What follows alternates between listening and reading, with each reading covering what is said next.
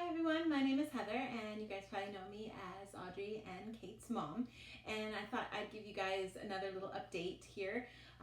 Well, I guess this is actually the first official update for a weekly update because like the last video was about FTC and COPPA rules, so this is the first time where I'm hoping, Thursdays or Fridays I'll record stuff and try to get things up for you guys so you can kind of know what was going on in the week with us.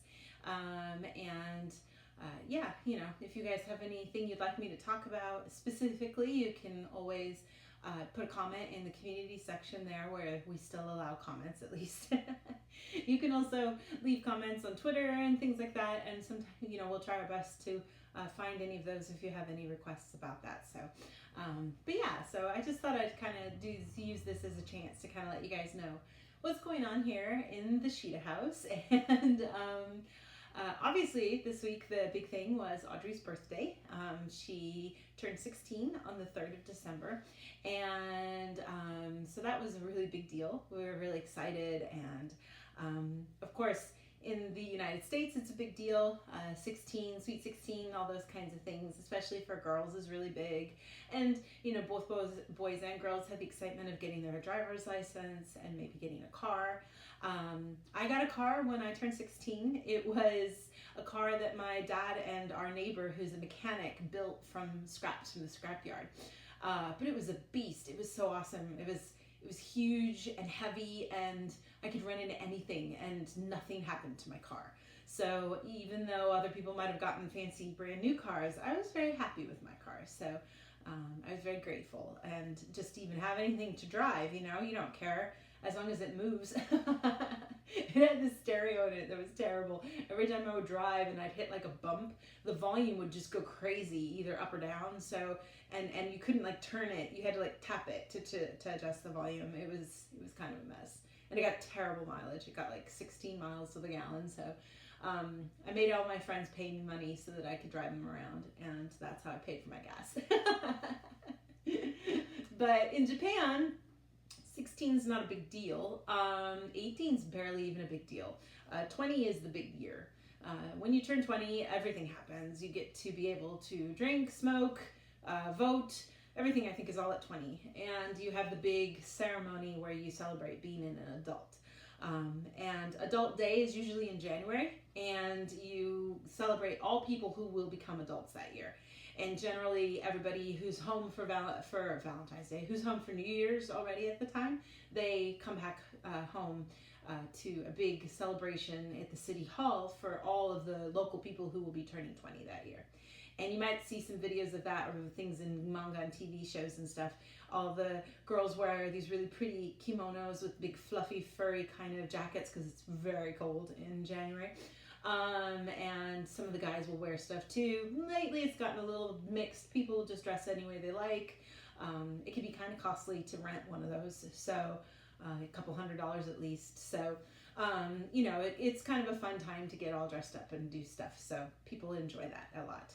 And but they're not still yet 20, a lot of them, they'll become 20 later in that year, so it's not like you can go out and drink and stuff like that. You have to wait until you're a little older. But so for Audrey here in Japan, turning 16 was not that big a deal.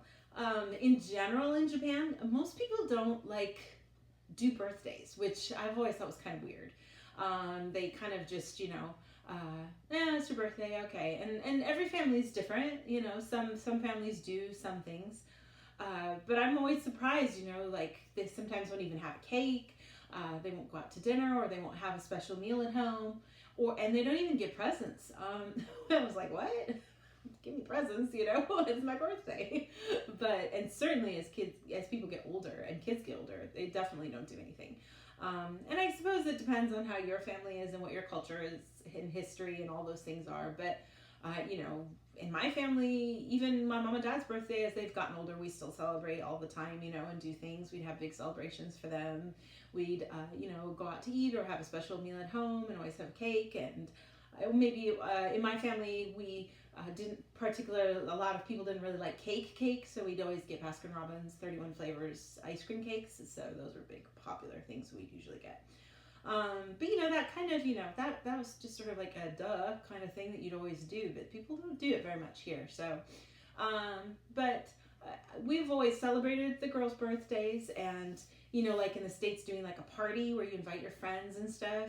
You can't do that here, because if you do that, you have to invite everybody. You can't just pick her friends, because that's not fair and people would be sad. And I know some places in the States are doing that now too, where it's like if you're gonna have a birthday, you have to invite everybody. Wow, what a pain. I'm glad I don't have to do that because that's crazy. But so I would have people come over, we'd have a slumber party, all those kinds of things, but people just don't do that here. So you might have a friend spend the night, but it's usually not like multiple people all coming over at the same time. So it's usually just a family thing. So we've always celebrated just that way as a family. And you probably heard through Audrey's blogs and stuff, Mas's parents are divorced. So his mom lives in Omra, and which is about about almost an hour away. But we do go see her every week, and that's great. So we get to see her all the time. But when somebody has a birthday, we always try to celebrate with her, and then celebrate with Mas's dad too. So that usually involves 2 cakes or something like that. So so that can be kind of fun as a chance to get to have extra cake, because cake is always good.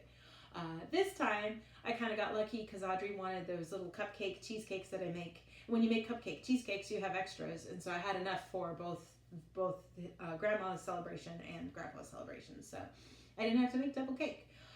Which was nice. So but when I recently, I would say maybe 3 or 4 years ago, when I kind of discovered Pinterest. Pinterest is evil. Pinterest is awesome because it gives me all these ideas, and I love doing stuff and arranging parties and making fun snacks and stuff like that. And so I'd see all these ideas, and I was like, wow, that would be really neat to kind of decorate part of the house and have a celebration. So I started off doing that a few years ago for the girls, and I also do a Halloween party celebration too. So I try to we pick a theme, and I try to follow that theme with the decorations and the snacks and stuff. And so in years past, Audrey's had a Alice in Wonderland type kind of themed party, and she's also had a steampunk kind of party last year. So I guess it's only been 2 years that I've done a birthday, maybe big birthday party kind of. And so then this year she gave me stained glass and black cats as her theme idea. So I kind of took that and went into sort of like a Art Deco bohemian style a little, I guess. So that was the whole reason for the cushions and the tapestries and everything. But you always get it in your head, and you're like, it's gonna be so amazing, and then it's like really hard to fill the room with stuff. And we use a small room that we have in downstairs where we let the parents of students have coffee, and it's nice and small, so you figure, okay, I could fill this space, it's not too bad. But you always feel like, you can see the blinds, or something like that. That's really annoying to me because I want it all gone. But so but I think it turned out okay. So that's why we had like the black cat cookies, and I tried to make the stained glass cookies. That was hard, because in the pictures that I see online, all the candies are always really brightly colored in the States. And in Japan, we have candy obviously, but it's not as artificial colored, and so it was more of a murky colored kind of stained glass. But I think it turned out pretty good. So and she seemed to have a really good time, so we had a good birthday, and she got beautiful gifts from her family and from fans. Thank you guys. I mean, all the way leading up to birthdays too, people buying things on the wish list for her, all the tips that she got during the live stream, all that was just so amazing. So thank you guys to everybody. Everyone who just shows up and is there for our live shows and stuff too, and watches the videos. You guys are such a huge part of all the stuff we're doing right now, and we can't even begin to say enough thanks to everybody. Whether you've given money or tips or not, just being there, it's such a big thing. So I really want everybody to know how much we appreciate you guys. So thank you. But so that is the big thing, birthdays. And in the meantime, Kate had her marathon kind of thing that they do at school every year, where they usually choose a course that runs around the school, or they go to a special field and they run laps there. but they kind of prep for it for the whole month beforehand by having running time every day. And the goal is that, in running time, you're just running at the track at school. And the goal is that before the marathon starts, you should try to have run 100 laps before this marathon begins. But every morning you go and you run. Everybody who likes running and thinks that's awesome, and everybody who hates running and thinks it's the worst thing in the world. So Audrey was not a fan. Kate was not a fan. They don't like running. I don't blame them. I hate running. I love sports in general. I love sports, but I think that, and I don't want to offend anybody who does marathon running. I know that's awesome, but it's just like the most pointless thing I've ever seen in my entire life. Why just run? Just run. It just doesn't make sense. So the kids do it, but Kate is athletic. She likes playing other sports and stuff, but she's not a very good runner. And she usually gets last or second or third to last. That's how last year, I think she got third to last. So that was pretty good. So we were ready for this year, but then she kind of has had a hard time. A few months ago, she started kind of waking up and feeling really dizzy and stuff.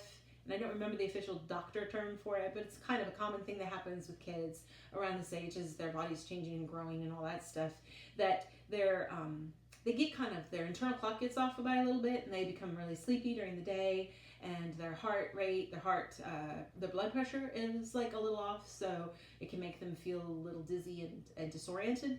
It's not vertigo. It's not like that. It's just a feeling of weirdness when you're like jet lag, like how you feel like, whoa, the room is moving, and it's not, If you've ever traveled, you know what I mean. There's that feeling of that a little bit. So, and Audrey had it too when she was this age too. So, because of it though, it's pretty hard to kind of take care of, because in Japan people don't, they don't know how to get along with people who aren't the same as everybody else. And so when you have a kid who's in elementary school who's having trouble with this, they might need to sit out for PE or something like that. And then everybody, harasses those kids so much.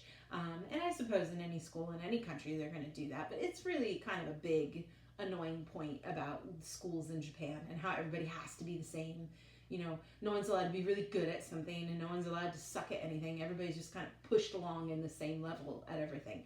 And so when, you have a kid who has this thing, which about 20% of the kids have at some point anyway, if the school doesn't know how to handle it right, and if you have a teacher who doesn't believe you and thinks you're lying because you don't want to run or you don't feel good, and they don't believe what you're saying, you can have a lot of problems where the kids just choose not to go to school anymore. And that's a big problem in Japan in general. Lots of kids are like, just don't even want to go to school. And it's not being a dropout. It's weird the way it is set up here. No matter what you do, you will graduate from elementary school. You can choose to not go any day at all, and you'll still be allowed to graduate and move on to middle school. We don't do that in the States. We hold you back. You have to repeat years, all those kinds of things. And you never repeat a year. That's not even heard of. Never. You don't do that in elementary school. And middle school, you don't do it either. The only time you can hear people doing it is when they're done with high school, and if they didn't get into the college that they want, then they become a donin, where they have to repeat the year so that they can try at a different university at a different test, because every university has their own test to get in. So if you pick the one school and you mess up and you fail, then you have no choice. You have to just do everything over again. So that's kind of annoying. Most people try to take multiple tests, or they pick appropriately to their level so that they don't mess up and have to do that. But so we have this problem in Japan where a lot of people are they don't go, and the parents are totally fine with that because their kid seems sad and they don't want their kid to be sad. And so instead of pushing their kid to just be quiet and go to school and do your thing, they think they're being a good parent by letting their kids stay home. And that is a pretty bad thing, when you really think about it. I know it's not fun, but part of being a parent is being strict and telling kids to just be quiet and do what you need to do, because it'll make you better in the end. Obviously, if you have a fever, you should stay home. If you have a terrible cough, I think even if you have a cold, you should be allowed to stay home. Forcing kids to go to school, in the States we do that, but that's because the parents are all at work and no one can take care of you at home.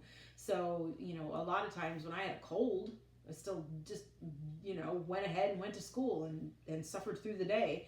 The ruling measure was if you had a fever, you could stay home. But otherwise, you go. So, but here, a large majority of the moms are home, so they can hang out and take care of the kids, and they just let them stay at home. So the doctor, when he was looking at Kate, was really worried. He's like, don't let her miss school. Make sure she goes. He was really, really worried. He's like, please don't let her stay home. Don't let her stay home. Because once you choose to stay home, it's really hard to go back.